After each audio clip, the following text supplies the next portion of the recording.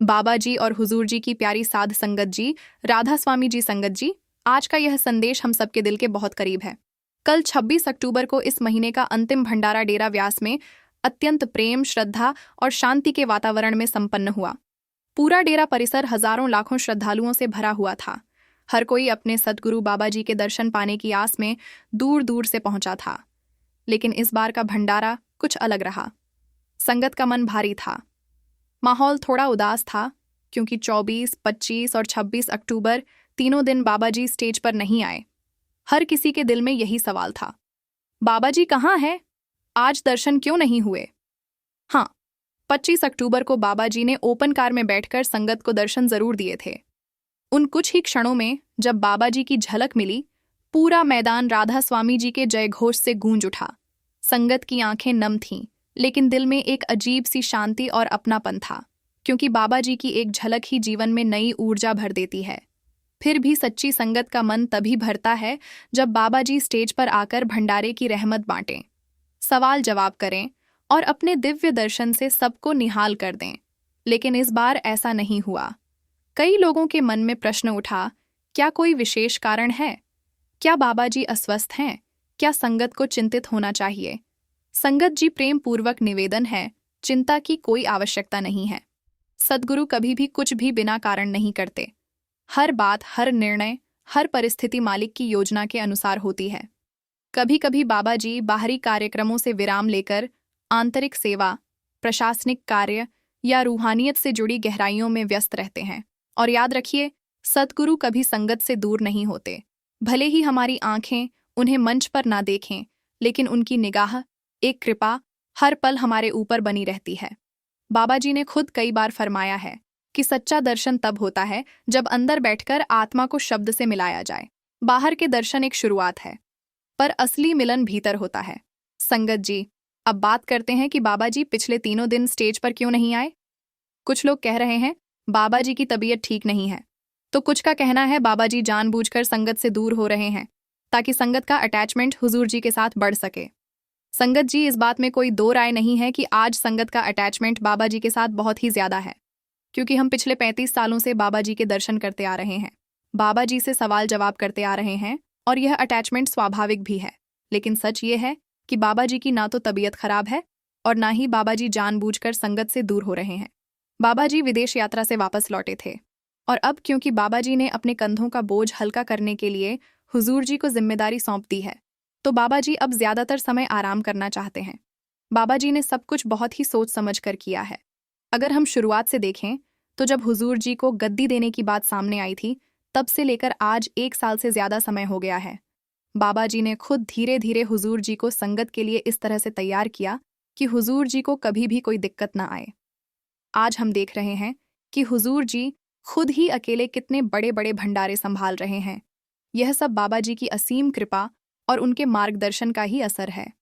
हुजूर जी का अगर हम सबसे पहला सत्संग सुन लें, तो उस सत्संग में भी हुजूर जी ने इतनी सफाई से, इतने अच्छे तरीके से समझाया था कि कोई यह नहीं कह सकता कि यह उनका पहला सत्संग है, क्योंकि हुजूर जी के साथ बाबा जी हैं और बाबा जी ने हर छोटी से बड़ी बात हुजूर जी को सिखाई है।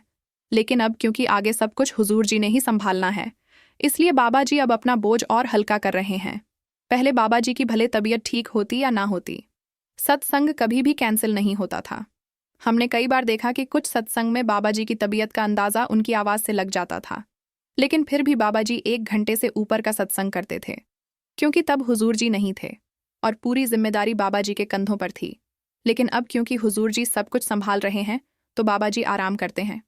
आपको सुनकर हैरानी होगी, नवंबर 2019 में जब बाबा जी की जीवन साथी यानी हमारी माता जी माता शबनम कौर जी ने चोला छोड़ा था, उस दिन भी सत्संग होना था, लेकिन बाबा जी ने वह सत्संग भी कैंसिल नहीं किया था। सत्संग फरमाने के बाद माता जी का अंतिम संस्कार किया गया, क्योंकि तब सारी जिम्मेदारी बाबा जी के ऊपर थी और बाबा जी ने कहा था, मेरी संगत बहुत दूर दूर से आती है, मैं संगत को ऐसे ही बिना सत्संग के नहीं मोड़ सकता। लेकिन आज जैसा कि आप सब जानते हैं, हुजूर जी सब कुछ अकेले ही संभाल रहे हैं, तो बाबा जी निश्चिंत होकर आराम कर पा रहे हैं। वैसे तो बाबा जी शब्द का रूप हैं, लेकिन हम जैसों को समझाने के लिए बाबा जी शरीर के रूप में आए हैं, और शरीर सभी का बूढ़ा होता है और उम्र के इस पड़ाव में हर कोई अपने शरीर को आराम देना चाहता है। इसका मतलब यह नहीं कि बाबा जी जानबूझकर संगत से दूर हो रहे हैं। अगर ऐसा होता तो 25 तारीख शनिवार को बाबा जी ओपन कार दर्शन भी ना देते। लेकिन वह संगत का प्यार और संगत की पुकार ही थी जो बाबा जी को ओपन कार दर्शन देने के लिए खींच लाई। और जो कह रहे हैं कि बाबा जी की तबीयत खराब है, तो आपको बता दें कि ऐसा भी कुछ नहीं है। बाबा जी ठीक हैं। बस अब बाबा जी ने जिम्मेदारी हुजूर जी को सौंप दी है। संगत जी, हमें तो खुश होना चाहिए कि हमारे गुरु ने कितने अच्छे तरीके से हमें एक और गुरु की सौगात दे दी। एक जगह बाबा जी जाते हैं तो दूसरी जगह हुजूर जी जाकर दर्शन देते हैं। 1990 में जब बाबा जी ने गद्दी संभाली थी तो उस समय बाबा जी के मार्गदर्शन के लिए हुजूर महाराज जी नहीं थे, क्योंकि महाराज जी पहले ही चोला छोड़ चुके थे और शुरुआत में बाबा जी को बहुत दिक्कत का सामना करना पड़ा था। लेकिन बाबा जी ने सब कुछ अच्छे से संभाल कर संगत के दिलों को जीत लिया और अब बाबा जी नहीं चाहते कि हुजूर जी को कोई दिक्कत का सामना करना पड़े। इसलिए हर मोड़ पर बाबा जी हुजूर जी का मार्गदर्शन कर रहे हैं। यह बात ठीक है। कुछ संगत आज भी कह देती है कि हमें तो बाबा जी से ही नामदान लेना था, लेकिन संगत जी, नामदान किसी भी गुरु से मिला हो, उसकी ताकत, उसकी शक्ति कम नहीं होती। नाम तो वही है, बस किसी को बाबा जी से मिला और किसी को हुजूर जी से मिल रहा है। नाम की कमाई जरूरी है, ये जरूरी नहीं कि नाम बाबा जी से मिला या हुजूर जी से। संगत जी, आशा है आपको सब कुछ क्लियर हो गया होगा कि बाबा जी बीते 3 दिन से संगत के सामने स्टेज पर क्यों नहीं आए। संगत जी, आप भी अक्सर सत्संग और सेवा पर जरूर जाते होंगे। जो संगत सेवा और सत्संग पर अक्सर जाती है, अब आगे का संदेश उनके लिए है। यह संदेश आपका जीवन बदल कर रख देगा, इसलिए इस बात को, इस घटना को पूरा सुनकर जाना। जी, संगत जी, सत्संगी बन जाना तो आसान है, पर सच्चे अर्थों में सत्संग की राह पर टिके रहना और सद्गुरु से किए वचनों को निभाना हर किसी के बस की बात नहीं होती। बहुत से भाई बहन यह कहते मिल जाते हैं कि सत्संग में तो वही बातें बार बार सुनाई जाती हैं, बस शब्द अलग होते हैं। इसी सोच के कारण कई लोग नियमित रूप से सत्संग जाने से कतराते हैं। मन हुआ तो चले गए, नहीं हुआ तो हफ्तों हफ्तों तक नहीं गए। कुछ ऐसे भी हैं जिन्हें सेवा का अवसर मिल भी जाए तो वे यह कहकर हाथ खींच लेते हैं कि समय ही नहीं निकल पाता। आज की इस वीडियो में मैं आपको एक ऐसा सच्चा प्रसंग सुनाने जा रहा हूं जिसे यदि आपने पूरे दिल से सुन लिया तो हो सकता है आप खाना, आराम या अपनी कई आदतें छोड़ दें, लेकिन सत्संग और सेवा को कभी छोड़ने का मन नहीं करेगा। यह प्रेरणादायक घटना आपके भीतर ऐसी ऊर्जा और जोश भर देगी कि आपकी सोच, आपका नजरिया, पूरा जीवन बदल सकता है। यह बात 1990 के दशक की है। जब बाबा जी ने गद्दी संभाली और सत्संग देना प्रारंभ किया तो उन्होंने एक बात पर अक्सर ध्यान दिया। जहां जहां भी सत्संग होता, देश के किसी भी कोने में एक बुजुर्ग सेवादार जैसे हर बार सबसे पहली पंक्ति में मौजूद होते थे। कोई भी सत्संग हो, वे हमेशा सबसे आगे बैठे दिखाई देते। सिर्फ इतना ही नहीं, बाबा जी ने यह भी गौर किया कि जब सेवादारों को दर्शन दिए जाते तब भी वही बुजुर्ग हर बार सेवादारों की पंक्ति में नजर आते। अलग अलग शहरों और अलग अलग सत्संग कार्यक्रमों में बाबा जी उन्हें कई बार नोटिस कर चुके थे। एक बार सत्संग के दौरान बाबा जी ने अपने एक सेवादार को हल्के से इशारा किया और कहा कि उस बुजुर्ग को सत्संग के बाद मेरी कोठी में ले आना।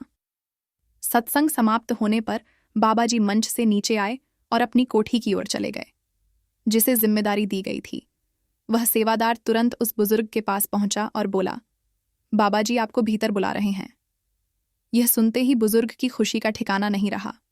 उनके चेहरे पर जो चमक और भाव था वह शब्दों में बयान नहीं किया जा सकता। सेवादार के साथ वे अंदर पहुंचे और बाबा जी के इतने समीप दर्शन पाकर उनका हृदय भाव विभोर हो गया।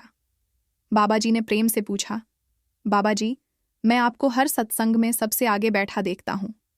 साल भर में जितने भी सत्संग होते हैं, आप हर बार मौजूद रहते हैं और सत्संग से पहले और बाद की सेवा में भी पूरे मन से जुड़े रहते हो। क्या आपके घर वाले कभी आपको इतना सत्संग और सेवा करने से रोकते नहीं या कोई शिकायत नहीं करते? बुजुर्ग मुस्कुराए और विनम्रता से बोले, बाबा जी, मेरे घर में मेरी पत्नी ही है। मेरी दोनों बेटियों की शादी कई साल पहले हो चुकी है। मेरी पत्नी खुद मुझे सत्संग पर जाने के लिए प्रेरित करती है। उनकी तबीयत ऐसी नहीं है कि वे खुद आकर सत्संग में बैठ सकें या सेवा कर सकें, लेकिन वे हमेशा यही कहती हैं कि जब तक तुम्हारा शरीर साथ दे रहा है, इसे गुरु के काम में लगाओ। बाबा जी, मैंने तो अपना यह तन पूरी तरह आपके नाम कर दिया है। मेरी यही प्रार्थना है कि जब भी मेरी अंतिम सांस निकले तो वह गुरु घर की सेवा करते हुए ही निकले। बाबा जी ने प्रेम भरी दृष्टि से उनकी बात सुनी। वे भलीभांति जानते थे कि इस बुजुर्ग के भीतर सेवा और सत्संग के लिए इतनी गहरी लगन क्यों है, लेकिन फिर भी उन्होंने सहज भाव से पूछा, बाबा जी बताइए, आपको सेवा और सत्संग से इतना प्रेम कैसे हो गया? यह लगाव कहाँ से आया? बुजुर्ग ने विनम्र स्वर में अपनी जीवन कथा सुनानी शुरू की। बाबा जी, पहले मैं बहुत बुरे रास्तों पर था। मांस और शराब मेरे रोजमर्रा के हिस्से बन चुके थे। मालिक की ओर ध्यान देने का तो सवाल ही नहीं था। मैं दुनियावी सुखों में पूरी तरह उलझा हुआ था। बुजुर्ग आगे बोले, जब मेरी उम्र 60 वर्ष के करीब पहुंची, तभी अचानक स्वास्थ्य बिगड़ने लगा। पेट में लगातार तेज दर्द रहता था। जांच करवाई तो डॉक्टर ने बताया कि पेट में एक रसोली बन गई है और उसका तुरंत ऑपरेशन करना बेहद जरूरी है। डॉक्टर ने साफ चेतावनी दी कि यदि ऑपरेशन ना कराया गया तो रसोली फट सकती है और जान को खतरा हो जाएगा। उन्होंने मुझे कहा, घर वालों से बात कर लीजिए और तय तारीख लेकर ऑपरेशन करा लीजिए। डॉक्टर की बात सुनकर मैं घबरा गया। घर आकर मैंने सारी बात पत्नी को बताई तो वह भी बहुत परेशान हो गई। उन दिनों मेरा एक बहुत करीबी मित्र था। अब तो वह दुनिया छोड़ चुका है। वह एक सत्संगी था और हुजूर महाराज जी से नाम दान लिया हुआ था। मैंने उसे भी पूरी बात बताई। उसने बड़े सहज भाव से कहा, इसमें डरने वाली क्या बात है? ऑपरेशन करवा लो, सब ठीक हो जाएगा। इको, मैंने हिचकिचाते हुए कहा, ऐसे ऑपरेशन में तो कुछ भी हो सकता है, जान का जोखिम है। मेरे उस सत्संगी मित्र ने दृढ़ता से जवाब दिया, अरे ऑपरेशन नहीं करवाया तो जान जाने का खतरा पक्का है, इसीलिए बेहतर है कि इलाज करा लो, इसी में भलाई है। बुजुर्ग ने आगे बताया, उसी शाम मेरा वह मित्र डेरे जाने की तैयारी में था। उसने मुझसे कहा, पहले डॉक्टर से पूछ ले कि वह ऑपरेशन की तारीख कब दे सकते हैं। अगर 2-3 दिन बाद की तारीख मिल जाए तो तू भी मेरे साथ डेरा चल। मैंने तुरंत डॉक्टर से बात की और बाबा जी आपकी कृपा देखिए। डॉक्टर ने 3 दिन बाद का समय दे दिया। आज सोचता हूं तो समझ आता है कि वे 3 दिन डॉक्टर ने नहीं, आपने मेरे लिए रखे थे, क्योंकि मेरे जीवन में जो होना था वह किसी छोटे चमत्कार से कम नहीं था। मैंने अपने दोस्त को बताया कि ऑपरेशन की तारीख 3 दिन बाद मिली है। यह सुनकर वह बोला, बस अब तू अपना सामान बांध ले और मेरे साथ निकल चल। उस समय मैं सत्संगी नहीं था। शराब और मांस मेरी दिनचर्या का हिस्सा थे। इसलिए मैंने संकोच में उससे कहा, भाई मैं डेरे जाने के लायक कहाँ हूं, तू तो जानता है कि मेरी आदतें कैसी हैं। मेरे दोस्त ने प्यार से समझाया, यही तो मौका है। अगर पहली बार मालिक के घर बुलावा आया है तो पीछे मत हट, कुछ मत सोच, सिर्फ मेरे साथ चल पड़। बुजुर्ग ने आगे गहरी भावनाओं के साथ कहा। उस दोस्त के बार बार आग्रह करने पर मैं उसके साथ डेरा आ गया। वह मेरे जीवन का पहला दर्शन था। पहली बार मैंने डेरा देखा। उस दिन के बाद से मानो मैं यहीं का होकर रह गया। मैंने आपका सत्संग सुना और जब मित्र को सेवा करते देखा तो मन में एक चमक सी हुई और मैंने भी थोड़ी देर सेवा में हाथ बैठा दिया। 2 दिन डेरा रहकर हम घर लौट आए। 3 दिन बाद ऑपरेशन की तारीख थी, इसीलिए मैं पत्नी और अपने उसी दोस्त के साथ अस्पताल पहुंचा। दिल तेज धड़क रहा था, बहुत घबराहट थी। ऑपरेशन से पहले डॉक्टरों ने मेरी पूरी जांच दोबारा करवाने का फैसला किया। पेट का स्कैन कराने के लिए मुझे लैब भेजा गया। कुछ देर बाद रिपोर्ट मेरे हाथ में थी, जिसे मैं डॉक्टर को देकर आ गया। रिपोर्ट देखते ही डॉक्टर अजीब से अंदाज में बोले, आप हमसे मजाक कर रहे हैं। मैं स्तब्ध था। समझ ही नहीं आया कि वे ऐसा क्यों कह रहे हैं। डॉक्टर ने गंभीर स्वर में कहा, अगर आपने किसी और जगह जाकर ऑपरेशन करवा लिया है तो फिर यहाँ ऑपरेशन के लिए क्यों आए हैं? ये सुनकर मैं हक्का बक्का रह गया। मैंने कहा, डॉक्टर साहब, आप कैसी बातें कर रहे हैं? डॉक्टर ने कंप्यूटर स्क्रीन पर स्कैन की इमेज दिखाते हुए कहा, देखिए, आपके पेट में जो रसोली 3 दिन पहले थी वह अब बिल्कुल नहीं है। इसका मतलब साफ है, या तो रसोली किसी तरह हट चुकी है या आपने ऑपरेशन करवा लिया है। मैंने तुरंत अपनी कमीज ऊपर उठाकर पेट दिखाया और कहा, आप खुद देख लीजिए, क्या आपको कहीं ऑपरेशन का एक भी निशान दिखाई दे रहा है? डॉक्टर ने ध्यान से देखा और उनकी आंखें अविश्वास में फैल गईं, मानो उन्हें अपने ही विज्ञान पर भरोसा ना हो रहा हो। बुजुर्ग ने आगे बताया, डॉक्टर को लगा कि शायद लैब की रिपोर्ट ही गलत है। उन्होंने तुरंत लैब में फोन कर पुष्टि करवाई। वहां से जवाब मिला कि रिपोर्ट बिल्कुल सही है, कोई गड़बड़ी नहीं हुई। फिर भी डॉक्टर को विश्वास नहीं हुआ, इसलिए उन्होंने मुझे दूसरी लैब में भेज दिया। उनके मन में सवाल था कि 3 दिन में इतनी बड़ी रसोली अपने आप कैसे गायब हो सकती है। दूसरी लैब की रिपोर्ट आई और उसमें भी रसोली का नाम निशान नहीं था। अब तो डॉक्टर और मेरा दोनों का सिर चकरा गया। बाहर बैठी मेरी पत्नी और मेरा मित्र जब यह सुनकर अंदर आए, वे भी स्तब्ध रह गए। डॉक्टर को अब भी यकीन नहीं हो रहा था। वह खुद मेरे साथ तीसरी लैब गया और अपने सामने स्कैनिंग करवाई, लेकिन कंप्यूटर स्क्रीन पर भी रसोली का कोई अता पता नहीं था। डॉक्टर ने गहरी सांस लेकर कहा, अपने पूरे डॉक्टर जीवन में मैंने ऐसा कुछ कभी नहीं देखा। मैं सच में नहीं समझ पा रहा कि यह कैसे संभव हुआ। अस्पताल से बाहर आते ही मेरे सत्संगी मित्र ने मेरा हाथ पकड़कर कहा, भाई, समझ नहीं आता तुझे? बाबा जी ने तेरे कर्म काटने के लिए ही तुझे डेरे बुलाया था। उस दिन घर पहुंचकर रात भर मैं सो नहीं पाया। आपकी छवि, आपका स्वरूप मेरी आंखों के सामने घूमता रहा। उसी ध्यान में पता नहीं कब नींद आ गई और रात में आपने मेरे सपने में दर्शन दिया। आपने मुस्कुराते हुए कहा, आश्चर्य क्यों करता है? यह तो तेरी एक दिन की सेवा का फल था। तूने निष्काम भाव से सेवा की और सत्संग सुना। मालिक ने उसका प्रतिफल दे दिया। यह कहकर आप ओझल हो गए और मेरी नींद खुल गई। बुजुर्ग ने आगे भावुक होकर बाबा जी से कहा, बाबा जी जरा सोचिए, सिर्फ एक दिन सेवा करने और एक सत्संग सुनने से आपने मेरा इतना भारी कर्म काट दिया। अगर मैं जीवन भर सेवा और सत्संग से जुड़ा रहूं तो मेरा तो पूरा जीवन संवर सकता है। बाबा जी मुस्कुराए और बड़े प्रेम से बोले, बेटा, जब मालिक की नज़र एक कर्म होती है, वह पलक झपकते बड़े से बड़े दुख मिटा देता है। पर याद रखना, मालिक से कभी कुछ मांगना नहीं, बस उसके फैसलों पर भरोसा रखो। फिर बाबा जी ने समझाया, सत्संग और सेवा बहुत सुंदर बातें हैं, करते रहो, पर असली सेवा जो तुम्हें दी गई है वह है भजन सिमरन। उसके लिए समय निकालना ही सबसे जरूरी है। उसी राह पर चलकर आत्मा मुक्त होती है। बुजुर्ग ने हाथ जोड़कर बाबा जी को राधा स्वामी कहा और विनम्रता से वहां से लौट आए। संगत जी, इस घटना को आपके साथ साझा करने का उद्देश्य यह बिल्कुल नहीं कि आप किसी लाभ या चमत्कार की इच्छा से सेवा या सत्संग की ओर बढ़े। मालिक की मेहर कब किस रूप में किस पर हो जाए, यह किसी को नहीं पता। हमारा काम है निष्काम सेवा करना, आगे मालिक की मर्जी। मालिक जिस भी हाल में रखे, हमें खुश रहना है, मालिक के बहाने में रहना है। हमें तो बस एक ही भावना रखनी है, निष्काम भाव, दिल में किसी भी चाह या लालच की परछाई तक ना हो। तभी सत्संग और सेवा का असली फल मिलता है। यही एक बात हमेशा दिल में बसाकर रखिए। मालिक जब मेहर करता है तो हमारी छोटी सी सेवा के बदले वह हमें वह बख्श देता है जिसकी हमने सोच भी नहीं होती। इसीलिए सेवा कीजिए, पर स्वार्थ या अपेक्षा के बिना, और सत्संग को कभी हल्के में ना लें या मिस ना करें। हाँ, यह सही है कि सत्संग में अक्सर वही बातें दोहराई जाती हैं। क्यों? क्योंकि जब एक ही सीख बार बार हमारे मन में डाली जाती है, तभी वह हमारे स्वभाव का हिस्सा बनती है और हम उस पर चलना शुरू कर देते हैं। जैसे कोई बच्चा परीक्षा की तैयारी करते हुए उसी सिलेबस को दर्जनों बार दोहराता है, क्योंकि दोहराव से बातें दिमाग में पक्की बैठती हैं और परीक्षा के समय वही काम आती हैं। उसी तरह जैसे शरीर को हर दिन भोजन की जरूरत होती है, वैसे ही आत्मिक उन्नति के लिए रोजाना सत्संग का आहार जरूरी है। इसलिए सत्संग सुनते रहिए और सेवा का अवसर मिले तो कभी हाथ से ना जाने दें। संगत जी, अब एक प्यारी सी घटना उन संगत के लिए जो सत्संगी तो हैं, लेकिन जब कोई काम करवाना होता है तो किसी सयाने या किसी ज्योतिषी को ढूंढने लगते हैं, क्योंकि ऐसे लोगों को अपने गुरु पर विश्वास ही नहीं होता कि गुरु उनका काम बनवा सकते हैं। यह घटना पंजाब में लुधियाना के पास बसे एक गांव की है, जहां एक सत्संगी परिवार रहता था। यह परिवार अपने प्रेम और समर्पण के लिए जाना जाता था, चाहे सत्संग सुनने की बात हो या गुरु घर में सेवा करने की। वे हर अवसर पर तन मन धन से आगे बढ़कर सेवा निभाते थे।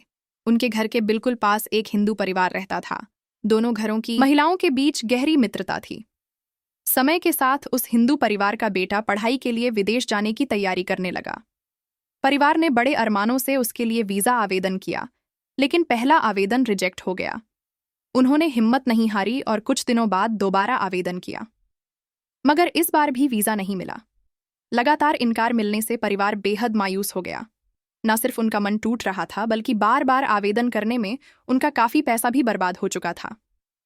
जब इस बात की खबर सत्संगी बीवी को मिली तो एक दिन पड़ोसन ने उनसे बातचीत में दुख व्यक्त करते हुए कहा, मुझे पता चला कि तुम भी अपने बेटे को विदेश भेजना चाहती हो, पर बार बार वीजा रिजेक्ट हो रहा है और पैसे भी हाथ से निकलते जा रहे हैं।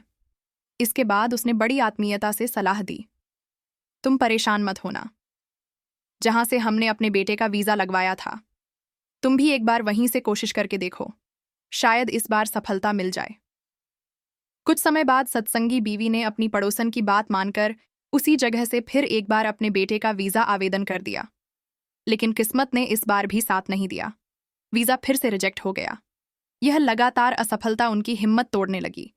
वे मन ही मन सोचने लगी, दूसरे सबके बच्चे विदेश जा रहे हैं, पढ़ रहे हैं, आगे बढ़ रहे हैं, फिर मेरा बेटा ही क्यों बार बार कोशिश करने के बाद भी नहीं जा पा रहा। इस बात ने उन्हें भीतर तक निराश कर दिया।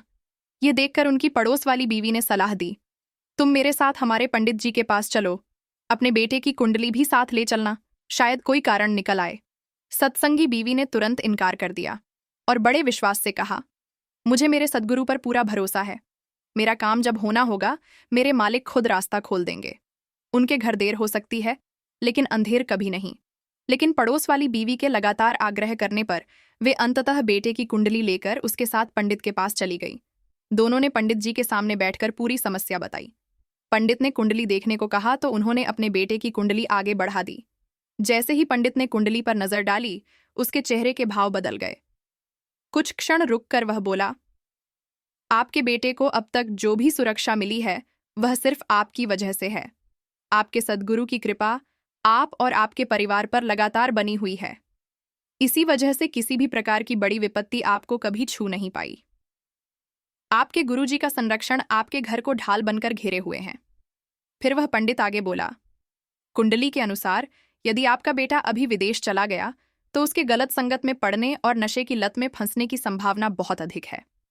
ग्रहों की स्थिति इस समय उसके लिए अनुकूल नहीं है, लेकिन घबराएं मत, जल्द ही यह नकारात्मक प्रभाव समाप्त हो जाएगा। पंडित की बात सुनकर उस सत्संगी बीवी की आंखों से आंसू बह निकले। दिल में बाबा जी के प्रति कृतज्ञता उमड़ आई। उसी पल उन्हें समझ आ गया कि उनके बेटे का विदेश न जा पाना कोई कमी या बदनसीबी नहीं थी, यह तो उनके सद्गुरु की दया थी। उन्होंने मन ही मन सोचा, अगर मेरा बच्चा विदेश चला जाता और गलत संगत का शिकार होकर नशे में पड़ जाता तो मेरा तो जीवन ही बर्बाद हो जाता। मेरे सद्गुरु ने मेरे बेटे के कदम रोककर उसे कितनी बड़ी मुसीबत से बचा लिया। ये मेरा नुकसान नहीं, बल्कि मेरे घर पर सद्गुरु की अनंत मेहर है। फिर वह खुद से सवाल करने लगी, जब मैं अपने सद्गुरु पर भरोसा करती हूँ, उनके चरणों में समर्पित हूँ, तो फिर किसी ज्योतिष या पंडित के पास जाने की जरूरत ही क्यों पड़ी? किस बात की बेचैनी थी? काम में देर होने या मनचाही इच्छा पूरी न होने पर हमारे विश्वास में दरार क्यों आने लगती है? संगत जी, सद्गुरु जब हमें अपनी शरण में स्वीकार कर लेते हैं तो हमारे सुखदक, हमारे भविष्य, हमारे हर कदम जीवन में हमेशा नहीं रहती है।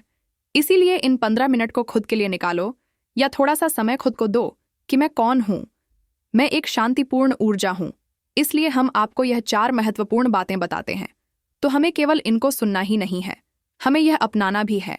खुद पर अपनानी है कि जिंदगी की स्थिति कुछ और है और मैं अलग हूं, क्योंकि मुझे खुशी ताकत इसके लिए कुछ नहीं करना है, कुछ नहीं चाहिए, मुझे कहीं नहीं जाना है, बस मुझे खुद को अनुभव करना है। मगर हम खुद को अनुभव क्यों नहीं कर पाते? क्योंकि हमारा जो दिमाग है तो ये हमेशा ही भूतकाल भविष्यकाल तो इनके बारे में ही सोचता रहता है। हमारा ध्यान केवल इनकी तरफ है। इसलिए जब तक हम दिमाग को इन चीज़ों से बाहर नहीं निकलेंगे, जब तक हम यह सोचना नहीं बंद करेंगे भूतकाल के बारे में, भविष्यकाल के बारे में, और अपना ध्यान खुद पर नहीं लाएंगे, तो तब तक हम उस पावर को जो कि हम खुद है उसका हमें कैसे अनुभव हो पाएगा। इसीलिए हम यह 4 तरीके आपको बताएंगे। अगर आप अपना लेते हैं, अगर आपका मन एकाग्र नहीं होता है तो आप इनको लिख भी सकते हैं, और अगर आपको लगता है कि आपका मन और बुद्धि आसानी से एकाग्र हो जाते हैं तो फिर लिखने की ज़रूरत नहीं है। इसीलिए क्या करना है, पहले 2 मिनट के लिए अपने आप को ऐसा महसूस करें कि मैं एक शक्ति हूँ, ऊर्जा हूँ, शांतिपूर्ण ऊर्जा हूँ। और दूसरा क्या महसूस करना है कि मैं पावरफुल एनर्जी हूँ। फिर मेरी जिंदगी में चाहे कुछ भी चल रहा है, हमें उसी पर ध्यान ही नहीं देना है। केवल 15 मिनट के लिए मैं एक शक्ति हूँ, एनर्जी हूँ। इसलिए आप इसकी रोज़ाना प्रैक्टिस करें। 1 बार सुने, 2 बार सुने और 3 बार सुने, और फिर उसके बाद आपको खुद यह महसूस करना है, खुद को समझना है।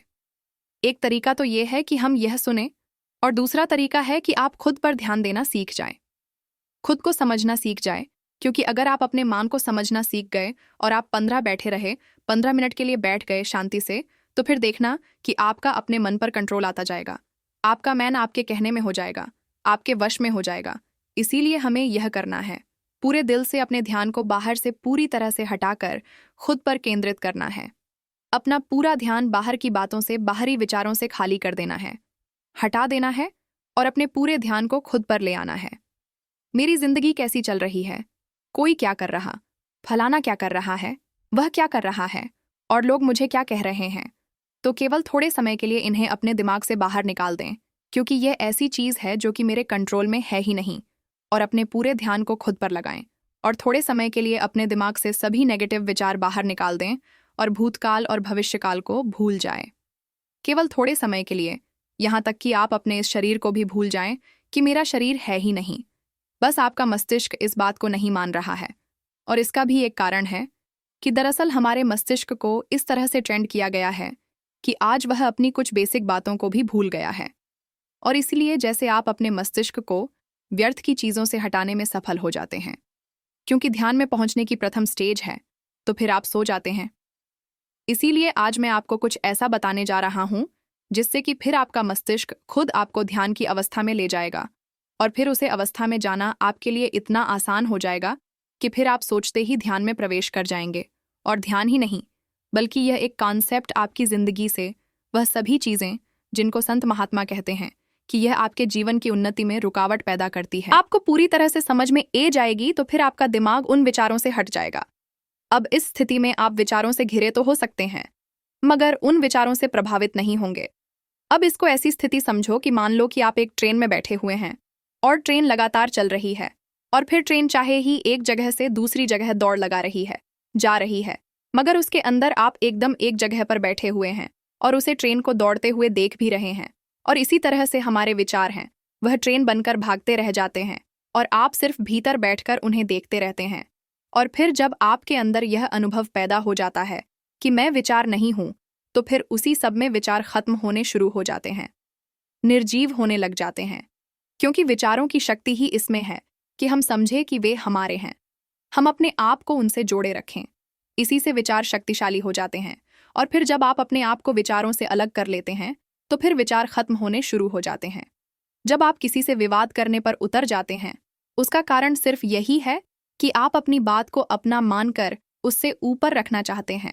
और फिर आप कहते हैं कि यह मेरा विचार, याद रखें, कोई विचार आपका नहीं है। सभी विचार अन्य हैं और भिन्न है और आपसे अलग है। आप सिर्फ उनके दास बन जाते हैं और यहीं से आप भूल कर देते हैं जब आप बार बार उनको अपना मान लेते हैं। इसलिए अब बात करते हैं कि ध्यान करते समय नींद क्यों आ जाती है और इसके लिए आप क्या कर सकते हैं। इसीलिए नींद आने का मतलब है कि आपने अपने शरीर को इतना शांत कर लिया है कि अब वह बाहर की किसी भी चिंता से मुक्त हो गया है और अत्यधिक विश्राम महसूस कर रहा है। और यही है ध्यान की स्थिति। नींद आने में और ध्यान में ज्यादा फर्क नहीं है, केवल इतना ही है कि सोते समय हमें भीतर चल रही अवचेतन स्थितियों का कोई भी पता नहीं चलता, मगर ध्यान में हम अचेत नहीं होते हैं, बल्कि चेतना के साथ खुद को एकाकार कर लेते हैं, यानी कि चेतन के साथ दौड़ने लगते हैं या फिर उसके साथ शांत हो जाते हैं। ध्यान के फायदों से अवगत है, इसीलिए ध्यान करते समय आप उन फायदों को उठा सकें। इसके लिए यह जरूरी है कि आपको नींद ना आए। इसलिए इसका जो सबसे सरल उपाय है कि जब तक आप ध्यान में जब चाहे तब अपनी इच्छा को इच्छा के अनुसार जानने में सफल नहीं हो जाते, तब तक खुद के लिए थोड़े से नियम बनाएं। और जिसमें सबसे पहला नियम है कि ध्यान में उस समय में बैठे जिस वक्त आप पहले से ही अपनी ज़रूरत भर की नींद ले चुके हों। क्योंकि अधिकतर लोग ध्यान करने के लिए रात में सोने के पहले बैठते हैं और कुछ लोग तो लेट कर ध्यान करते हैं। क्योंकि वास्तविक ध्यान वही है जो आपको किसी नियम में न बांधे कि ऐसे बैठना है, वैसे बैठना है, ऐसे आसन लगाना है जैसे आपके शरीर की स्थिति है। आप ध्यान कर सकते हैं, आपका ध्यान लग जाएगा, मगर उसके लिए हमने आपको बताया है कि विचारों पर ध्यान नहीं देना है, उन्हें आने जाने देना है। आप ध्यान करते रहे। साथ संगत जी, ऐसी ही रूहानी साखियां और सत्संग सुनने के लिए चैनल को सब्सक्राइब जरूर करें और कमेंट में राधा स्वामी जरूर लिखें। राधा स्वामी जी।